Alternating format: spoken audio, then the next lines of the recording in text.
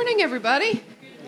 Hello. Look who we have today. Vicky Smith is here. Yay. Yay. So let's stand and let's get ready. This is the very last time that we're doing this song. I know. Aw, everybody. Aw. It's a really great song. Let's love flow on the purple sheet inside your program.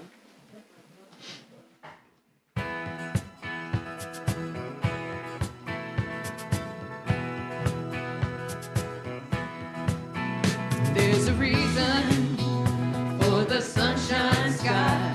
There's a reason why we're feeling so high. Must be the season when the love light shines all around us. Can we turn that up, please? So let that feeling grab you deep inside and send you reeling where your love can hide and we're shining in the starlit nights with your spirit. Just let your love flow like an ocean stream and let your love grow with the smallest of dreams and let your love show. And you'll know what it means. That's the season. Just let your love fly like a bird on the wing and let your love fly to all living things and let your love shine. And you'll know what it means. That's the season. There's a reason for the soft, sweet nights, and there's a reason for the candle lights, and be the season when there's golden nights all around us. So let that wonder take you into space and feel the presence of its love and embrace and feel thunder as it sings through grace. You can't hold back. Just love flow like a mountain stream and let your love grow with the smallest of dreams and let your love show. And you know what it means. That's season. Let your love fly like a bird on the wing and let your love shine to all living things and let your love shine. And you'll know what it means. That's the reason. Just let your love flow like a mountain stream and let your love show with the smallest leaves and let your love show. And you know what it means. That's the reason. And let your love fly like a bird on the wing and let your love fly to all living things and let your love shine. And you'll know what it means. That's the reason.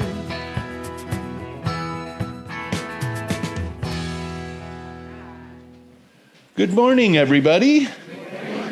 My name is David Burke, and I'm your trustee on duty today, filling in for Louise. I'm not her, but I'm filling in. On behalf of Reverend Donna Maurer and the Board of Trustees and our wonderful practitioners, I am privileged to welcome you to the Sonoran Desert Center for Spiritual Living.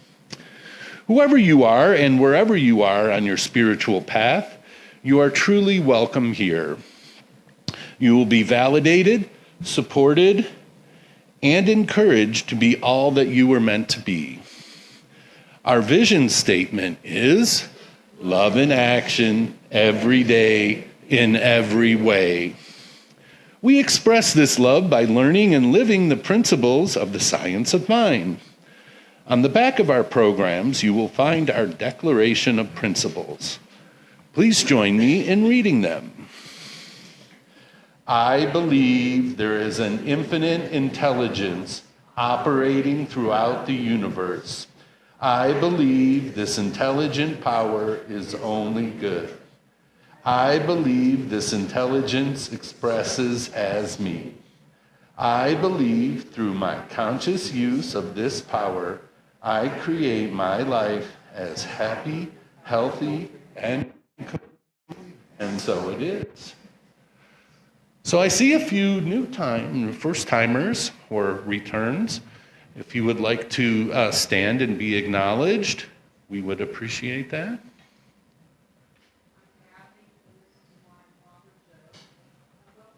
Yeah, where are you from? Oh, good. Yeah.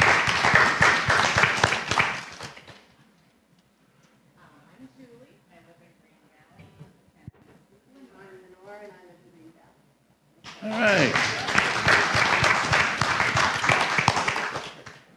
Anyone else? Yeah. All right. Welcome.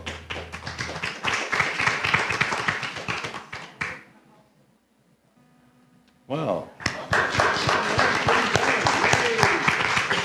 thank you very much for joining us. We're very excited that you're here. Please stick around after the service to get to know us. There's wonderful refreshments, and we all look forward to that. All right. I would like to thank all the people that made this Sunday celebration possible. First of all, it's you in the seats, and it is wonderful for me to see this many people this time. So thank you all for coming and making this center a very special place. And thank you to the ones who make sure everything is set up and in order for this gathering, like the food, the sound, the music, everything. And I would also like to welcome Vicky here. It's always a pleasure to have you. Thank you so much. Please direct your attention to the announcements that are in your bulletin. If you are watching online, please visit cslaz.org for our announcements and calendar events.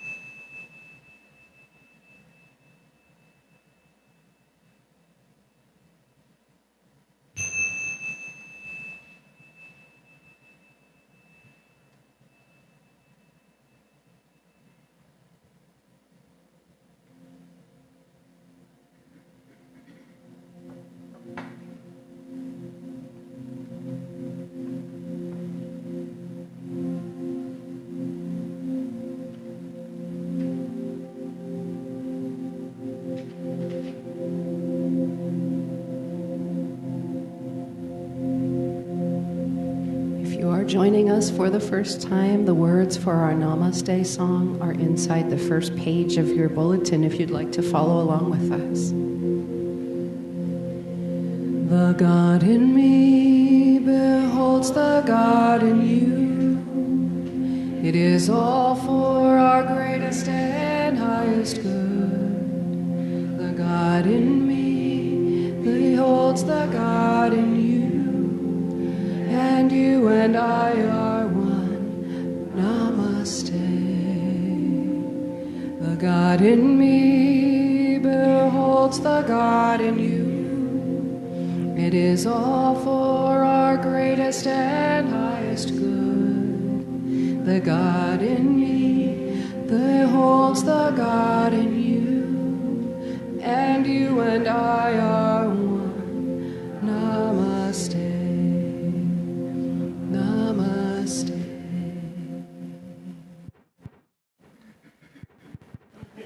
Good again. I'm John, your practitioner for the day, the healing arm of our center. If there's anything going on with you that you would like prayer or treatment for this week, fill out a request form, put it in our box over there, and our crack team of practitioners will do treatment for you all this week. So join me now in our opening invocation on this final weekend of true colors. I know, declare, and affirm that today's sermon is already perfect, whole, and complete, and shines forth in the true colors of spirit, which is everywhere present, filling all space, and lives, moves, and has its being in, through, and as every person sitting in these chairs. And I know that God is in, through, and as our support team, our sound team, our amazing music team, and through today's wonderful writing group. It is all done. It is done. I release it into the law. And together we say, and so it is. So I take our candle and hold the high watch and turn it over to our amazing writers group. Namaste.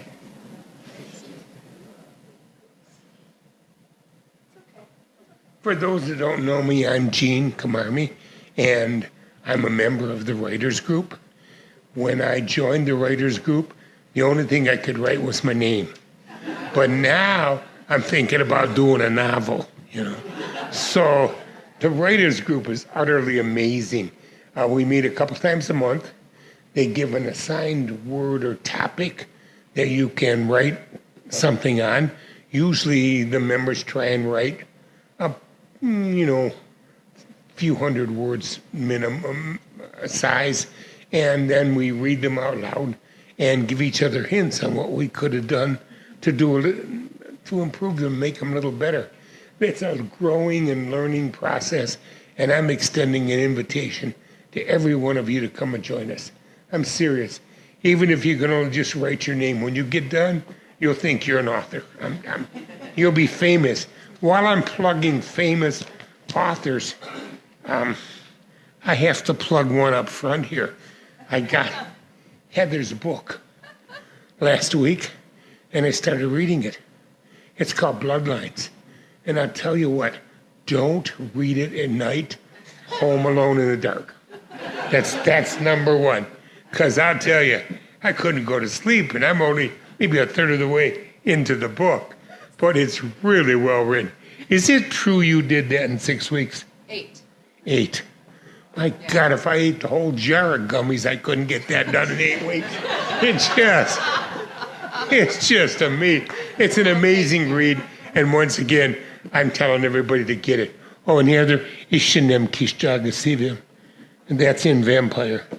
I'll tell you what it means afterwards. Okay. Anybody in here speak Hungarian? If you did, you know. Uh-oh. Was I close? Okay. Okay. It's been 50 years since I was with my Hungarian grandmother, so I can't always remember all the little idioms. But anyway, what we're going to do today is several members of the writers group are going to come up here and do a short reading. And I can tell you, we practiced them last Friday. They're good. They're really good. You'll enjoy them. And I get to go first. It's kind of scary. I had to sit up front. When I was a little kid, the teachers all made me sit up front in the classroom. I thought it was because they liked me. I found out later that wasn't the case. But anyway, let me read mine. It's called Do the Right Thing. I grew up in a multiracial, multicultural neighborhood near Southwest Detroit, and some of the experiences from that neighborhood still influence me 80 years later. Abe and I were playing alley ball. You bounce a tennis ball off the garage, alternatingly catching it, whoomp, thud. We thought we were so cool. Tomorrow's Christmas Eve. I can hardly wait. What's your family doing for Christmas? I asked Abe. Nothing. What? Oh, we don't celebrate Christmas at our house, Abe replied. What? I asked again. Well, my family's Jewish, and we don't celebrate Christian holidays like Christmas. Although sometimes I think I'd like to try that Christmas stuff once, Abe said. That set my devious mind whirling. Why don't you sneak over to my grandmother's house tomorrow evening? She wouldn't mind an extra kid or two. Bring your brother and sister too. She hosts this big open house for family, employees, and friends. She'll never notice a couple extra kids. What time? 7's about right. My family, my cousins, they'll all be there by then, and you guys will just sort of fit right in. On my way home, I pondered the situation and decided the prudent course of action would be to tell my grandmother about the invitation. So I explained the whole scene to her. She just nodded her head. I'm glad you told me. I'll have some presents for the three of them. I was kind of taken aback. I expected some kind of criticism, but I got a smile and a pat on the head. Christmas Eve was a success. Old Uncle Bill, dressed up as Santa, passed out gifts. And much to my surprise, the Bartlett kids received some nice presents, and they went home with smiles on their faces. I came home a few months later to a surprise. Your nice suit and tie are in the front closet. Get dressed. The Bartletts are expecting you at 6, said my grandmother. Why? What's going on? Well, you're going to the Bartletts for Seder. Seder? What's that? Well, it's a ceremonial dinner, the beginning of Passover. You didn't have any trouble introducing the Bartlett kids to Christmas, so they'll introduce you to Passover. Wait, did Mrs. Bartlett know about her kids coming for Christmas, I asked. Sure, we talked it over. It was the right thing to do. We agreed that people's cultures are rich and should be shared. We shared Christmas. They'll share Passover. I went, I learned. I came home knowing about Karish and Magid. I was culturally enriched, as Grandma said. It was the right thing to do. I think I still have a yarmulke somewhere in my closet, and I'm here with you guys.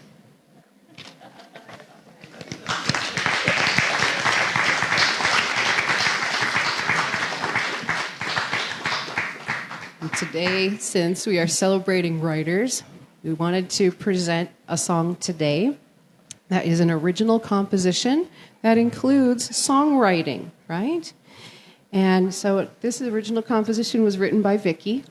Wait. Actually, I started the song. I was on my way home, driving home to Tucson from here. This was a few years ago. And this song started coming in my head, and I started it, and then I kind of got stuck. So Heather and I were rehearsing for another service another time, and I said, would you like to work on this song with me? And we collaborated and finished it.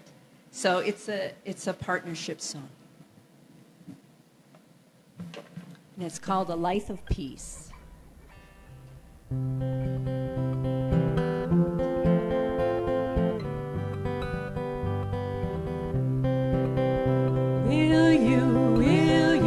Will you take my hand and hold it? Will you live a life of peace? Will you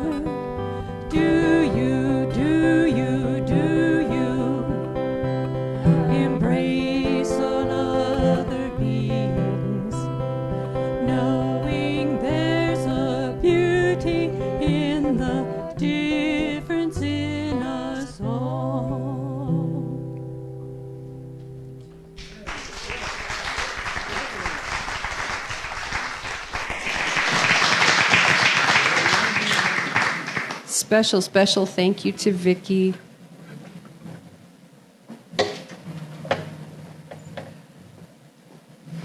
Good morning. For those of you that don't know me, my name is Kathy with a C.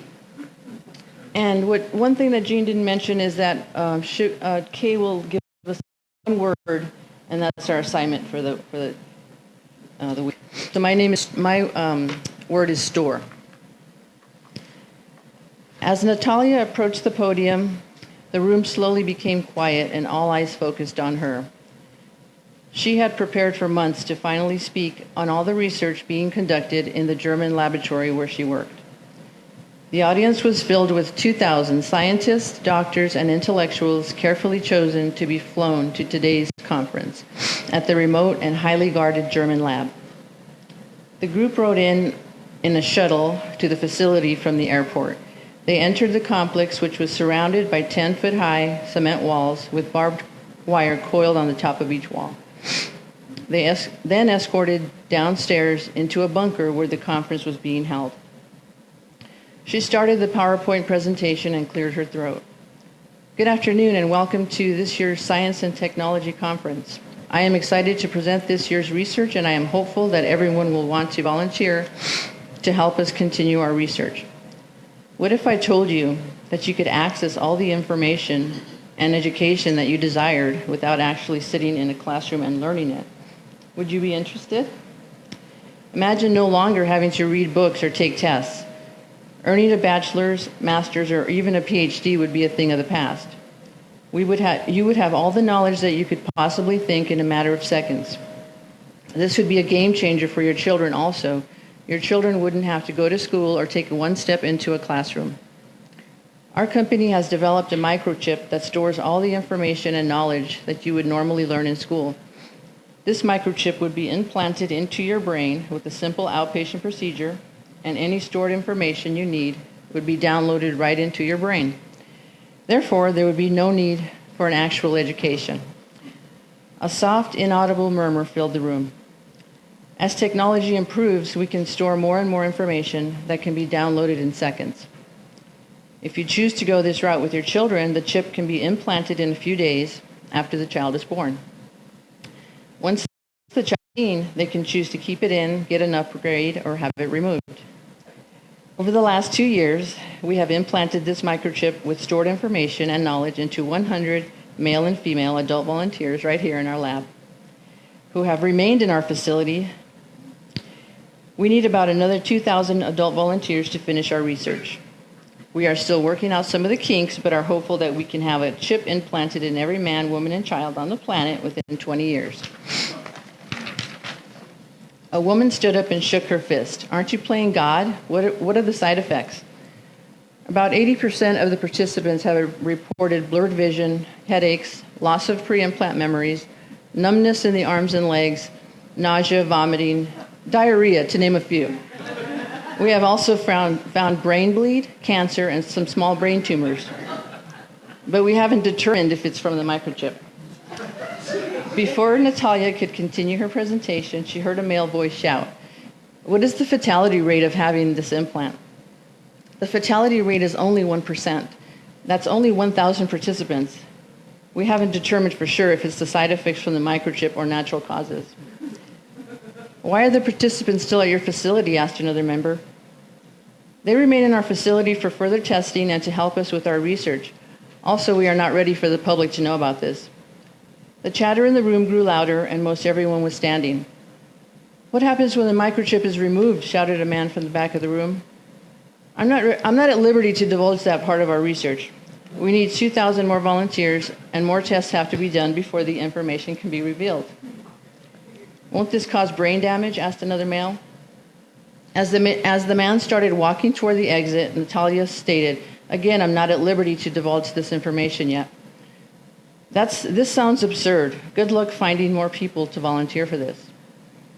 Before the man and a few others who followed him could reach the exit, the only door into or out of the bunker locked with a loud echoing sound, and the conference room went dark. Thank you.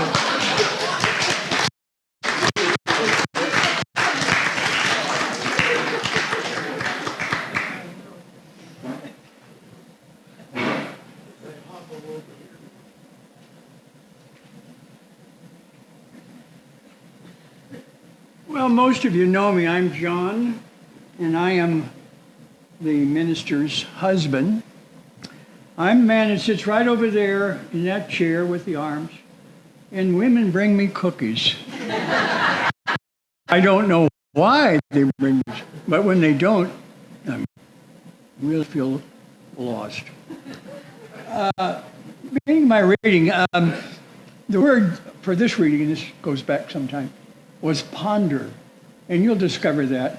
It's not the title. The title is A Children's Story. There was a frog named Beatrice, a proud leapfrog who resided in a lily pond shaded by tall cypress trees. Within those tall cypress trees lived Bert, who was a tree frog. Both frogs had their own life to lead, paying no attention to each other except for an occasional belch. One very cold January, the lily pond was frozen over and now too slippery to do much leaping. Above the now frozen pond, the cypress trees were also with snow and ice on their branches, making it difficult to get footing for jumping. Both frogs were unhappy, and after pondering the conditions, decided to not jump or leap today. Beatrice decided to build a nest in the beside the pond, and Bert would stay in the tree where he had a hole to climb into. I'm sure they thought they were safe. However, in their pondering, again ponder, they never thought about a hunter who lived close by. As the hunter approached the lily pond, both frogs were terrified. You see, this hunter was on a mission and had envisioned some tender frog legs for his dinner tonight. The frogs' fear were somewhat lifted when they saw a lone duck who had missed his regular flight south. The duck was also terrified at the hunter and made a decision to take flight immediately. The hunter saw the lone duck, raised his rifle, took aim, and pulled the trigger. Fortunately for the duck, the hunter missed. Now very discouraged, the hunter went home knowing tonight his dinner would be some old bread and cheese. January moved into February, March into April, and spring would arrive. The pond was not frozen, the lilies were blossoming, and the cypress trees above the pond were with new, fresh foliage. The duck had joined his flock and were returning to the pond, and of course the frogs resumed their normal lifestyles. As the hunter one day this spring, he would return to the pond and now have ducks and frogs to hunt. If somehow he would miss the frogs and ducks, it was now time for fishing. Nature doesn't always provide safety for all who live by this pond, but it always provides some opportunities and choices for its inhabitants. And that will be the same for next year. That's it.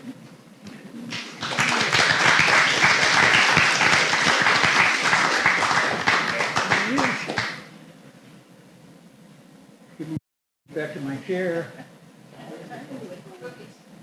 Yeah, they're not allowed to do that during the circuit, but after the circuit.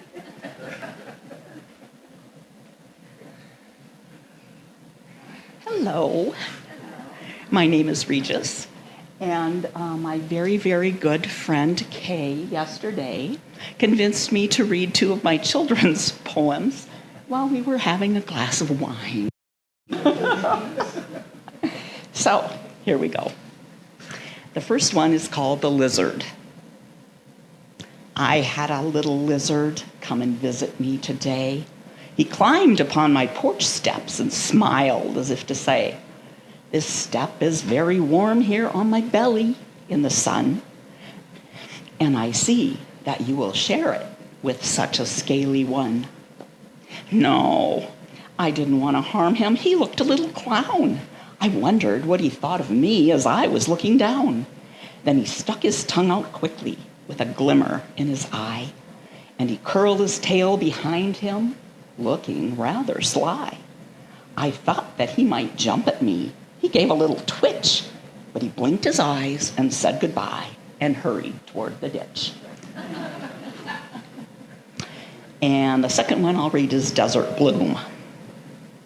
Flowers white, flowers pink, across the hill with dew to drink, heads turned up to greet the sun, a cheerful sight for everyone. Weeds and grass around you sway as warm winds blow your cares away. You bloom through earth that's cracked and dry, petals reaching towards the sky. We can learn so much from you to blossom where we're planted too. Okay.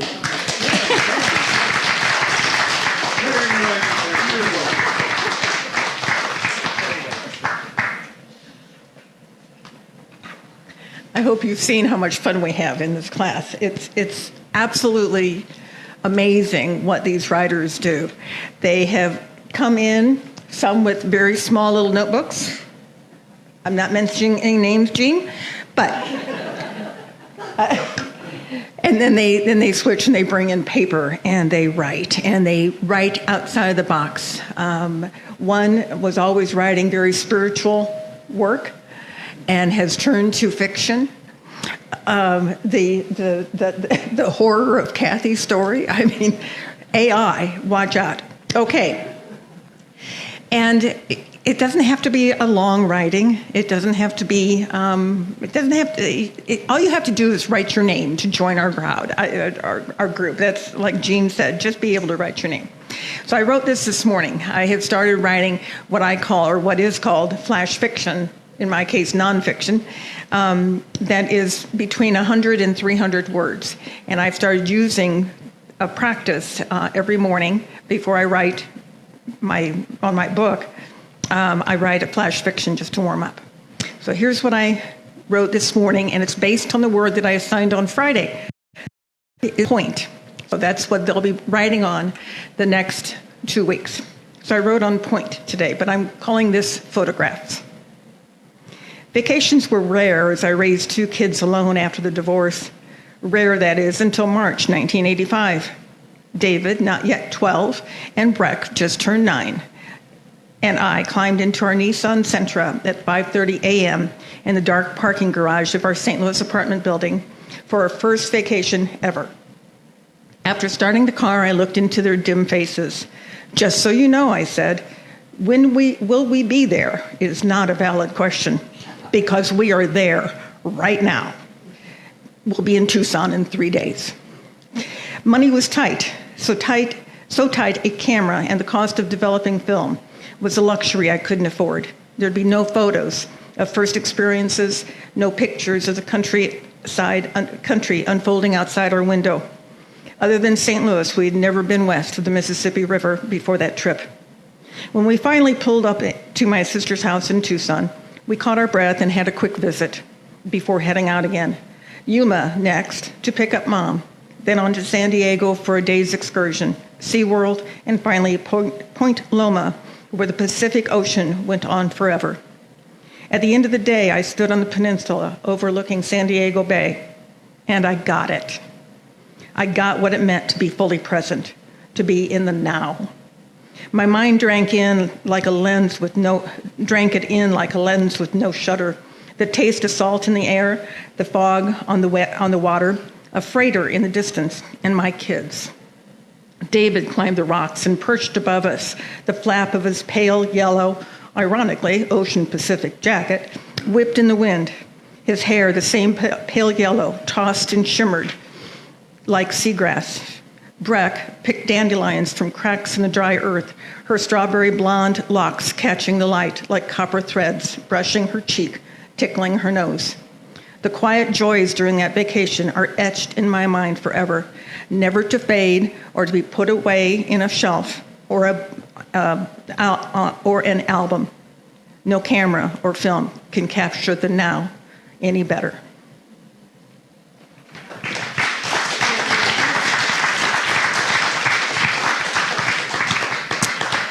Thank you for listening. Thank you for being here. I hope you enjoyed it.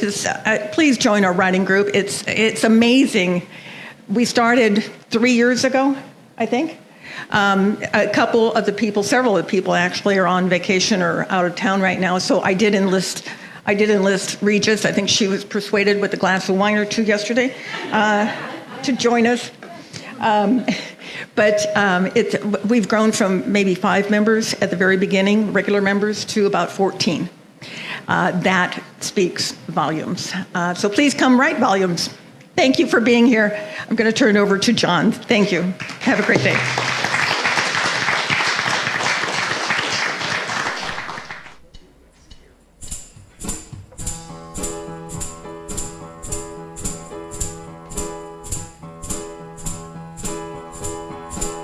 I got love, I got peace, I got joy flowing like a river. I got love, I got peace, I got joy flowing like a river. One heart, one mind, one love flowing like a river. I got hope, I got strength, I got faith to move every mountain. I got love, I got strength, I got faith to move every mountain. One hope, one mind, one love to move every mountain. I got love, I got me, I got us coming together. I got you, I got me, I got us coming together. One heart, one mind, one love coming together. I got you, I got me, I got us coming together. I got you, I got me, I got me, I got us coming together. One heart, one mind, one love coming together.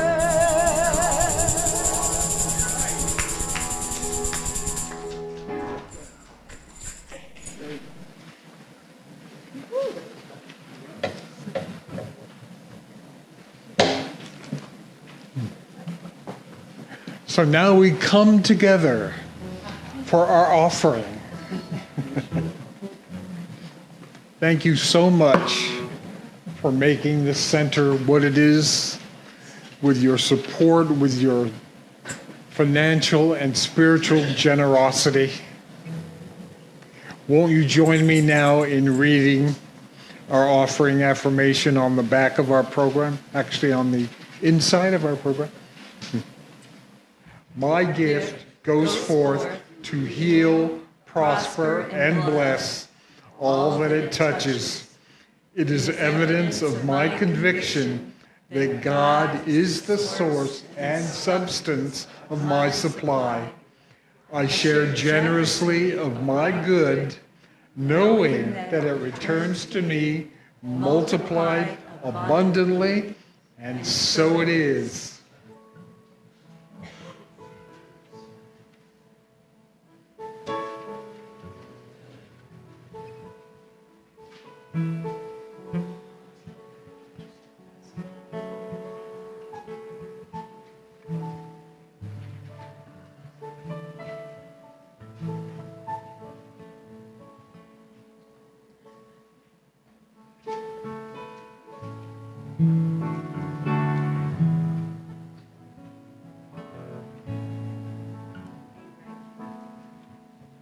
I am so blessed, I am so blessed, I am so grateful for all that I have. I am so blessed, I am so blessed, I am so grateful, I am so blessed, I am so blessed,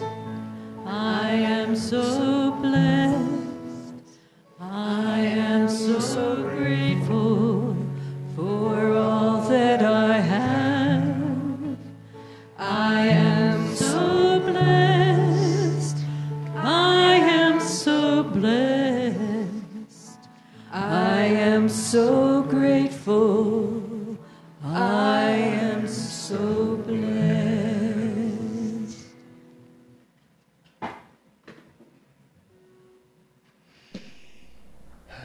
Thank you again.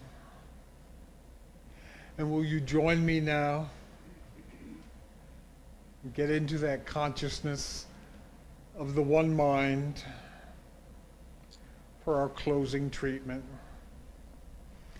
As I know, declare, and affirm that as we close out this month of true colors, let our true colors shine, not only for this month, but for always, for all time, in every service. Let our true colors shine in, through, and as each one of us.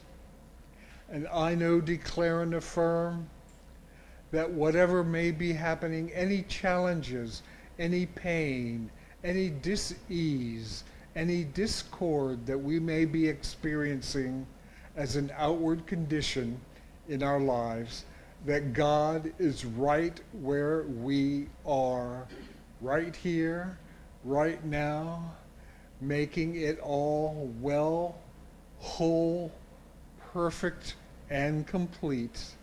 And as I know this for us, I know this for all people. I know this for the world. I know this for our center. I'm so grateful for this truth. I let it go, I let it be, I declare it done. And together we say, and so it is. Thank you, everybody. If we want to stand, join hands and sing.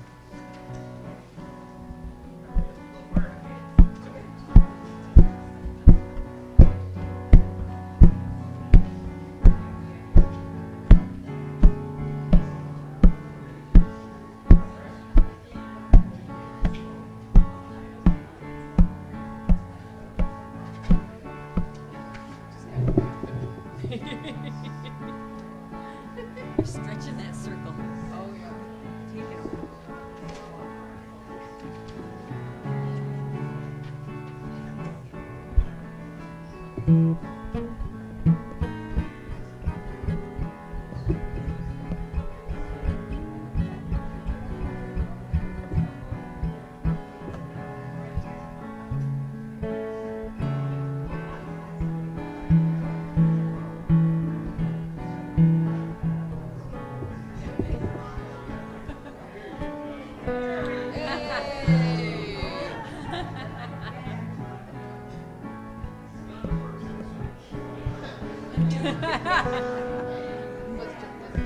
Okay, here we go.